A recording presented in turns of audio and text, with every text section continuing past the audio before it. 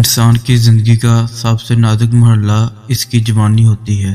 اور جو شخص اپنی جوانی اللہ کی رضا حاصل کرنے میں گزار دے تو وہ کامیاب ہو جاتا ہے، کیونکہ اس عمر میں انسان کے پاس طاقت بھی زیادہ ہوتی ہے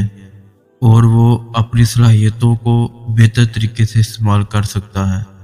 مثلا ایک شخص کی آواز بہت خوبصورت ہے، وہ چاہے تو رب کا کلام پڑھ کر رب کا قرب بھی حاصل کر سکتا ہے، اور چاہے تو کوئی سنگر بن کر اللہ سے دور بھی جا سکتا ہے۔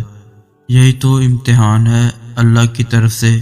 کہ میرا بندہ میری دی گئی نعمت کو میری خاطر استعمال کرتا ہے یا اپنے نفس کی تسکین کے لیے۔ دعائیں تو سب کی قبول ہو جاتی ہیں، پر خاص دعاؤں کی قبولیت کا راز تو اللہ نے سجدے میں چھپا رکھا ہے، اور سجدے تک ہر ایک کو رسائی حاصل نہیں ہو جاتی۔ اس مقام تک تو صرف وہی لوگ آتے ہیں جن کی دعاؤں کو اللہ نے نئے سرے سے ان کی پسندیدہ انداز میں قبول کرنا ہوتا ہے۔ اللہ کی عطا کے خزانے تو بے شمار ہیں، اور وہ تو بن مانگے بھی نواز دیتا ہے، پر سجدے کی لذت سے کسی کسی کو آشنا کرتا ہے، اور جب کوئی سجدے میں گر کر اپنا آپ اللہ کو سونپ دیتا ہے تو پھر اللہ اس کے لیے کافی ہو جاتا ہے۔ اور اس کا کافی ہو جانا جانتے ہو کیسا ہے؟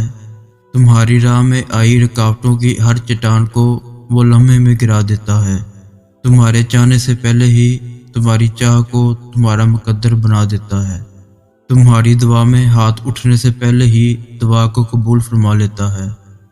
تمہارے دکھ درد تکلیفیں وہ پہلے سجدے میں ہی سمیٹ لیتا ہے، اور تم پر اپنی رحمت کی چادر چڑھا دیتا ہے۔ وہ فرشتے ہو کر بھی اتنے قریب نہیں ہوتے اس سے جس طرح دوران سجدہ اللہ تم سے قریب ہوتا ہے، اور تم اپنے رب کے اتنے قریب جاؤ اور وہ تمہیں خالی ہاتھ لٹا دے، ایسا تو ہرگز نہیں ہوتا۔ سجدے کی حالت میں انسان سب سے زیادہ اپنے رب کے قریب ہوتا ہے، لہذا سجدے میں زیادہ دعا مانگا کرو۔